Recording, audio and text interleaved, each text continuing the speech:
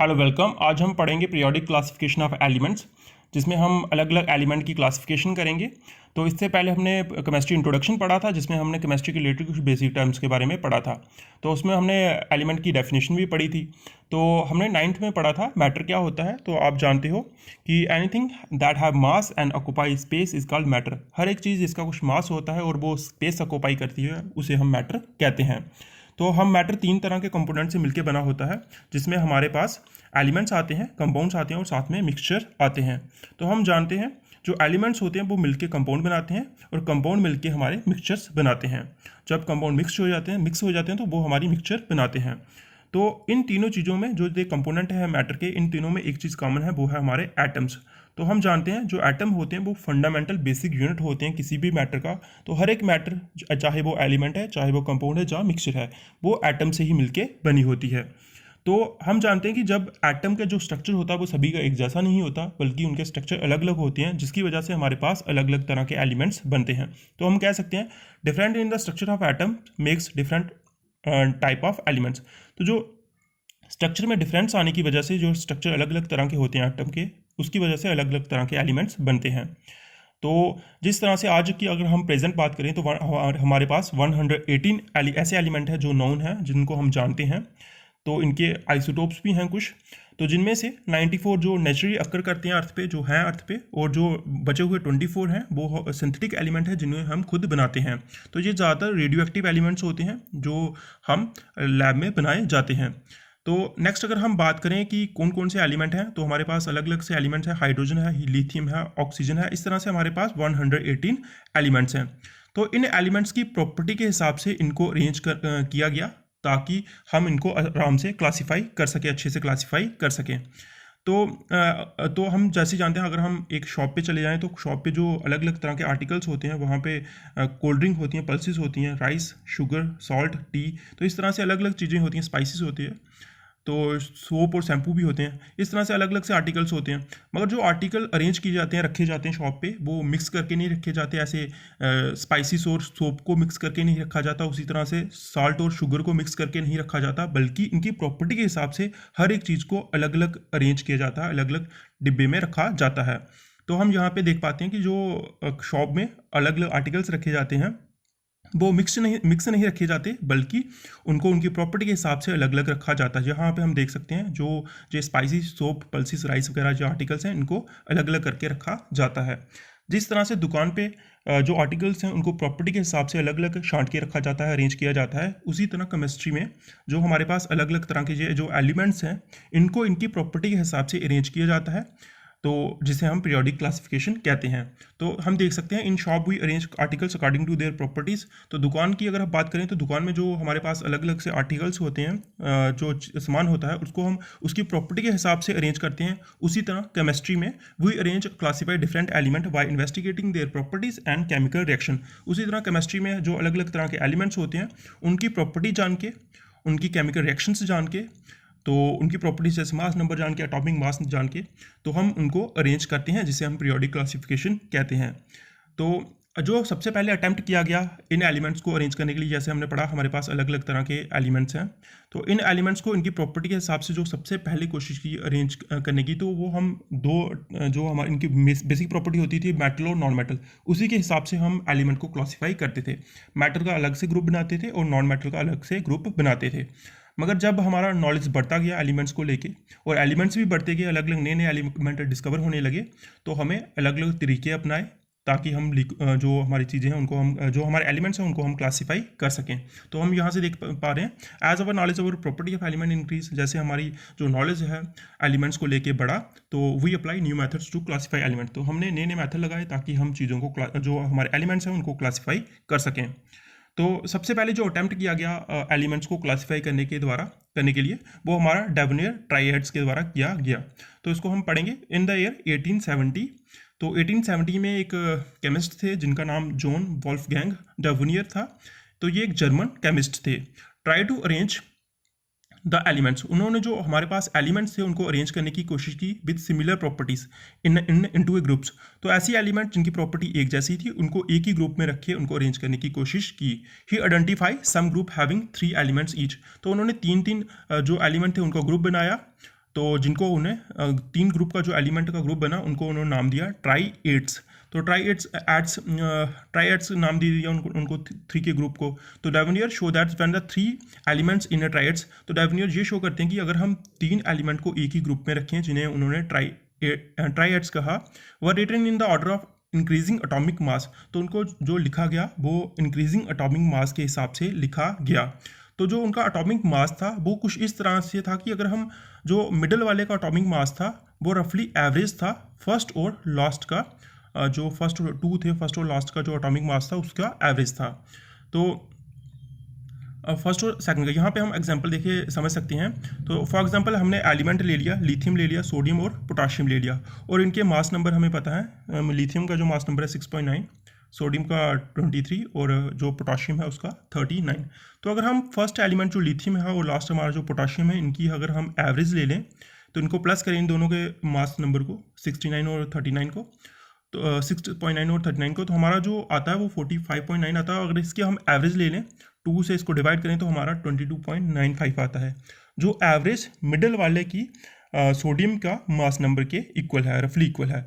तो इस तरह से जो ग्रुप बनाए गए उनको ट्राइएड्स कहा गया। तो हम जहाँ से जान सकते हैं जो फर्स्ट और लास्ट वाले एलिमेंट का जो हमारे पास सम है, जो हमारे पास फर्स्ट का एलिमेंट का मास नंबर है और लास्ट जो हमारे पास एलिमेंट है उसका जो मास नंबर है, अगर हम इन दोनों की एवरेज ले लें तो जो 22.95 आती है वो रफली मिडल वाले एलिमेंट के इक्वल है, तो जिसे डेवोनियर ट्राइएड्स का नाम दिया गया। तो इसी हिसाब से अलग अलग ग्रुप बनाए गए, 3 तरह के ग्रुप बनाए गए। फर्स्ट ग्रुप आप देख पा रहे हो नाइट्रोजन, पोटाशियम और आर्सेनिक का है। ऐसे सेकंड ग्रुप हमारा कैल्शियम, स्ट्रोटियम और बेरियम का है। थर्ड ग्रुप हमारा क्लोरीन, ब्रोमीन और आयोडीन का है। तो फर्स्ट ग्रुप में अगर हम देखें एवरेज, तो हमारी एवरेज जो आती है 44.45 आती है, जो 31 के रफली इक्वल नहीं है, लगभग इक्वल है और रफली इक्वल नहीं है। तो सेकंड ग्रुप में हमारी 88 आता है जो रफली इक्वल है स्ट्रोंटियम के मिडल वाले एलिमेंट के, और थर्ड में हमारा जो एवरेज आता है फर्स्ट और लास्ट वाले का प्लस करके डिवाइड बाई 2 करें तो हमारा 81.2 आता है जो रफली इक्वल है ब्रोमीन के। तो इस तरह से जो हमारे एलिमेंट्स थे तो उनमें इन तरह से 3 का ग्रुप बनाया गया जिन्हें हमने ट्राइएड्स कहा। तो इसी तरह से डेवोनियर ट्राइएड्स का इनको नाम दिया गया। तो इस तरह से ये 9 एलिमेंट है, lithium, sodium, potassium, calcium, strontium और बेरियम, और साथ में हमारा क्लोरीन, ब्रोमीन और आयोडीन। तो इन्हीं तरह से जो ये क्लासिफाई किया गया, ग्रुप बनाया गया, इसको हमने डेवोनियर ट्राइएड्स का नाम दिया। तो सेकंड जो यहाँ पे हम देख सकते हैं जो एलिमेंट हैं वो डाउनवर्ड लिखे गए हैं और इंक्रीजिंग मास नंबर के हिसाब से लिखे गए हैं। तो लिथियम का मास नंबर कम है, उससे ज़्यादा सोडियम का है और उससे ज़्यादा पोटाशियम का है। तो इंक्रीजिंग मास नंबर के हिसाब से इन एलिमेंट्स को अरेंज किया गया। तो नेक्स्ट जो अटैम्प्ट लाया गया इन एलिमेंट्स को क्लासिफाई करने के लिए वो न्यूलैंड लॉ ऑफ ऑक्टेव था। तो ये 1866 में लाया गया। तो ये किसके द्वारा लाया गया? जॉन न्यूलैंड्स के द्वारा।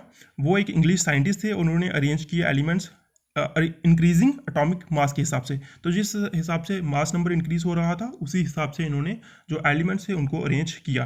तो इन्होंने 56 एलिमेंट को अरेंज किया। जो जब इन्होंने शुरू किया तो सबसे लाइट वो जो मेटल था, जो एलिमेंट था, उसको सबसे पहले लिया। जैसे हाइड्रोजन सबसे लाइट एलिमेंट होता है तो उसको सबसे पहले लिया गया, और हमारे पास थोरियम जो सबसे हैवी एलिमेंट है उसको सबसे लास्ट लिया गया।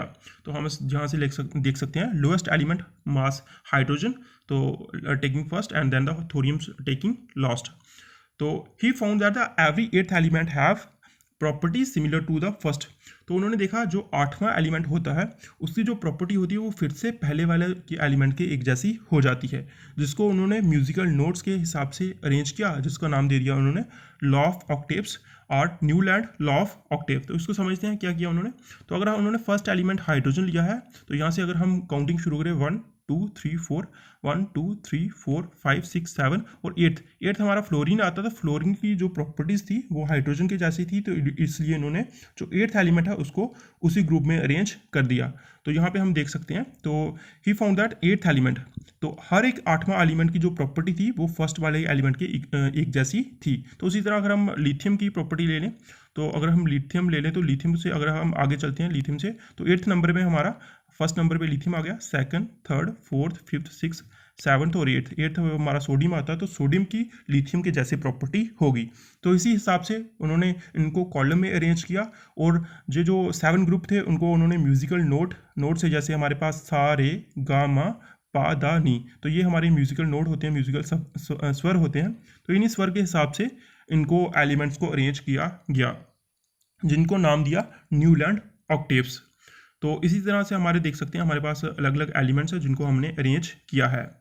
तो नेक्स्ट हम पढ़ेंगे तो हम यहाँ से देख सकते हैं in Newland octave the property of lithium and sodium are found to be same. तो जहाँ पे हम देख सकते हैं जो लिथियम है और सोडियम है, इनकी दोनों की प्रॉपर्टी एक जैसी है, क्योंकि जो सोडियम है वो 8th एलिमेंट है लिथियम से। तो इसी तरह जो हमारे पास वेरियम होगा वो मैग्नीशियम के 8th एलिमेंट होगा, इसी तरह बोरॉन एल्यूमिनियम का 8th एलिमेंट होगा। तो यहाँ से अगर हम काउंटिंग स्टार्ट करते हैं तो ये 8th नंबर पे आ जाएगा। तो नेक्स्ट है हमारा कि हमारे पास यहाँ पे क्वेश्चंस हैं, यहाँ पे हमने दो तरह की क्लासिफिकेशन पढ़ी। एक तो हमने ड्राइवेनेट ट्राइएड्स पढ़े, तो सेकंड हमने ऑक्टेव लॉ पढ़ा। तो इनमें कुछ लिमिटेशन थी, कुछ कमियां रह गई थी। तो फर्स्ट सबसे पहले जो लिमिटेशंस है डाइवेनाइट की क्लासिफिकेशन की, वो क्या है वो समझते हैं। तो डाइवेनाइट कुड फाइंड ओनली 3 ट्राइएड्स। तो जो डाइवेनाइट ने जो ग्रुप बनाया था 3-3 का, वो उन्होंने सिर्फ 3 ऐसे ग्रुप बना पाए थे, उससे ज़्यादा ग्रुप नहीं बना पाए थे, जिसमें सिर्फ 9 ही एलिमेंट्स थे। मगर हम बात करें टोटल नंबर ऑफ एलिमेंट्स की, तो वो तब भी 9 नहीं थे बल्कि बहुत ज़्यादा थे, पर उनको सभी एलिमेंट को वो उन ग्रुप्स में कंपोज नहीं कर पाए थे। तो जिसकी वजह से ये उसकी एक लिमिटेशन थी, एक कमी थी। तो डाइवेनाइट could not be classify more of the element at the time. तो हम जानते हैं उस समय जो एलिमेंट्स अन्य एलिमेंट्स है जो फाउंड किए गए थे, मगर जो डाइवेनाइट थे वो उनको उस ग्रुप में अरेंज नहीं कर पाए थे, 3-3 का ग्रुप नहीं बना पाए थे। तो जो average of atomic mass of first and the last, अगर हमने बात करें फर्स्ट और लास्ट वाले का एटॉमिक मास की एवरेज, तो वो एग्जैक्टली मिडल वाले के इक्वल नहीं आती है। तो यहाँ से हम देख पा रहे हैं जो हमारा फर्स्ट और लास्ट का जो हमारी एवरेज है, तो वो मिडल वाले की इक्वल नहीं है। तो फर्स्ट केस में यहाँ पे हम देख पा रहे हैं जो फर्स्ट और लास्ट की एवरेज कितनी आ रही है, 14.44 आ रही है, मगर हम जो मिडल की है वो 31 है। तो इसकी वजह से हम देख पा रहे हैं कि जो इनकी एवरेज है फर्स्ट और लास्ट की, वो मिडल के एग्जैक्टली इक्वल नहीं आती है। तो ये भी एक लिमिटेशन सी डाइवेनाइट ट्राइएड्स की। तो नेक्स्ट हम अगर लिमिटेशन पढ़ें तो नेक्स्ट जो हमारा टेक्स्ट बुक क्वेश्चन है, तो उसमें है कि डिड डाइवेनाइट triads also exist in the column of Newland octaves compare and find. तो क्या जो डाइवेनाइट ने ट्राइएड्स बनाए थे, 3-3 का ग्रुप बनाया था, वो 3 ग्रुप में जो एलिमेंट्स हैं वो क्या ऑक्टेव न्यू लैंड जो ऑक्टेव की क्लासिफिकेशन है वो क्या उसमें भी एग्जिस्ट करते हैं? हाँ बिल्कुल करते हैं। तो डाइवेनाइट में हमने देखा था लिथियम, सोडियम और पोटाशियम का एक 3 का ग्रुप बना है जो Newlands law of Octave में भी एग्जिस्ट करता है। तो यहाँ से हम देख पा रहे हैं जो हमारे पास ग्रुप है यहाँ पे लिथियम का, सोडियम का और साथ में पोटाशियम का, तो ये 3 का जो ग्रुप डाइवेनाइट में है वो हमारा न्यू लैंड ऑक्टेव में भी पाया जाता है। तो यहाँ पे हम देख पा रहे हैं यहाँ पे, तो ये हमारा लिथियम है, सोडियम है और पोटाशियम है। तो हाँ बिल्कुल ये एग्जिस्ट करते हैं कॉलम दोनों में। नेक्स्ट है कि what are the limitation of Newlands law of octave. तो जो Newlands law of octave था उसमें क्या कमियां रह गई थी। तो Newlands law of octave applied up to calcium only. तो जो Newlands law of octave था वो सिर्फ कैल्शियम तक ही अप्लाई हो सकता था, उससे आगे हमारा अप्लाई नहीं हो सकता था। तो यहाँ से हम देख पा रहे हैं जो हमारा कैल्शियम है यहाँ पे है, तो ये कैल्शियम तक जो प्रॉपर्टी है ग्रुप की वो सेम ही रहती है। मगर हम जब आगे चले जाएँ क्रोमियम पे चले जाएँ, क्रोमियम, एल्यूमिनियम और बोरॉन की प्रॉपर्टी एक जैसी नहीं है। तो इसलिए हम कह सकते हैं जो ये लॉ अप्लाई हो रहा है ये सिर्फ कैल्शियम तक ही हो रहा है। तो जो कैल्शियम तक ग्रुप में एलिमेंट है वो उनकी जो प्रॉपर्टी है वो एक जैसी है, बाकी की जो आगे वाले एलिमेंट है उनकी प्रॉपर्टी एक जैसी नहीं है। तो नेक्स्ट इसका जो हमारे पास लिमिटेशन है वो क्या है वो पढ़ लेते हैं। Element after calcium did not obey the new land law of octave. तो हम कह सकते हैं जो कैल्शियम के बाद वाले एलिमेंट आ रहे हैं वो new land law of Octave को नहीं करते, अप्लाई नहीं करते, क्योंकि उनकी जो प्रॉपर्टीज़ होती हैं वो एक जैसी नहीं रहती ग्रुप के हिसाब से, बल्कि चेंज हो जाती हैं। नेक्स्ट है new land adjust 2 elements under the same slot in spite of their different properties. तो न्यू लैंड ने क्या किया था, जो 2 एलिमेंट थे जिनकी प्रॉपर्टी बिल्कुल अलग थी मगर उनको भी एक ग्रुप में डाल दिया था। जैसे हमारे पास कोबाल्ट और क्रोमियम है, तो यहाँ पे क्लोरीन है, जहाँ पे हम देख सकते हैं कोबाल्ट और यहाँ पे हमारा कोबाल्ट है और क्लोरीन है। तो कोबाल्ट और क्लोरीन एक जो हमारा क्लोरीन है वो हमारा नॉन मेटल है, जो हमारा कोबाल्ट है वो हमारा मेटल है। इन दोनों की प्रॉपर्टी एक जैसी नहीं है, फिर भी इनको एक ही ग्रुप में रखा गया है। तो ये भी हमारे पास एक इसकी लिमिटेशन थी। तो अगर हम लास्ट वाली लिमिटेशन की बात करें तो it appear that the new land assumes that the only 56 element exist in the nature. तो न्यू लैंड से माना था कि सिर्फ 56 ही ऐसे एलिमेंट हैं जो पीरियोडिक टेबल में एग्जिस्ट कर सकते हैं, जो नेचर में एग्जिस्ट कर सकते हैं। मगर अगर आज की बात करें तो हमारे पास 56 एलिमेंट नहीं है बल्कि 118 एलिमेंट्स है। तो ये भी एक इसकी लिमिटेशन थी। तो इसलिए इस जो लॉ था, जो Newlands law of octave था, उसको हम ज़्यादा देर तक अप्लाई नहीं कर पाए। Thank you.